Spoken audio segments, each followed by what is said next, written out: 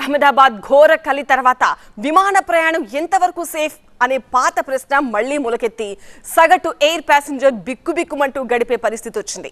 ఆ పీడకలను మరవక ముందే మళ్లీ విమానాల్లో భద్రత సందేహాస్పదంగానే మారుతోంది.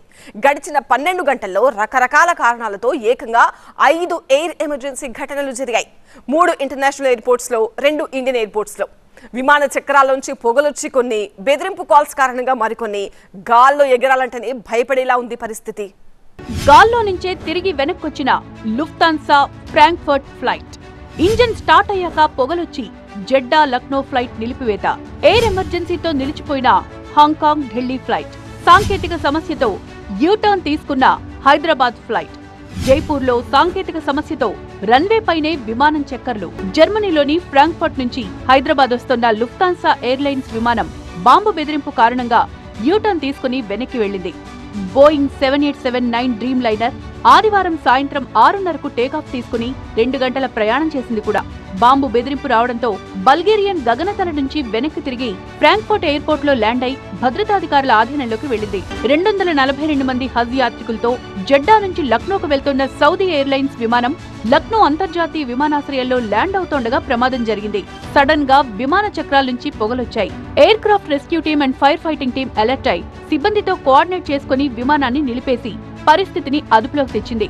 ల్యాండింగ్ గేర్ నుంచి స్వల్పంగా హైడ్రాలిక్ ఆయిల్ లీక్ కావడం వల్లే పొగలు వచ్చినట్లు నిర్ధారించారు. Boeing 7878 dream liner AE315 Hong Kong నుంచి ఢిల్లీ వెళ్తోన్న ఎయిర్ ఇండియా విమానం సాంకేతిక సమస్య కారణంగా టేకాఫ్ అయిన కొద్దిసేపటికే వెనక్కొచ్చేసింది.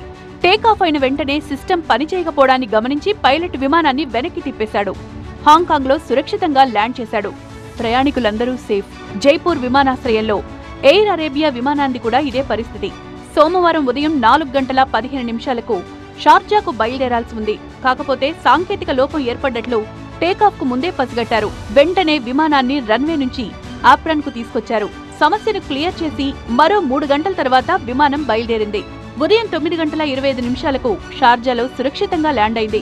180 మంది ప్రయాణికులు సేఫ్. థాయిలాండ్ లోని ఫుకెట్ నుంచి ఢిల్లీకి శుక్రవారం బయలుదేరిన ఎయిర్ ఇండియా AE379 విమానానికి బాంబు బెదిరింపు వచ్చింది. బయలుదేరిన కాసేపటికే అత్యవసరంగా కిందికి దించేశారు. మొత్తం 156 మంది ప్రయాణికులు సురక్షితంగా కిందికి దిగిపోయారు. తనిఖీలు చేసి పేలుడు పదార్థాలు లేవని తేల్చుకున్న తర్వాతే కదిలింది విమానం.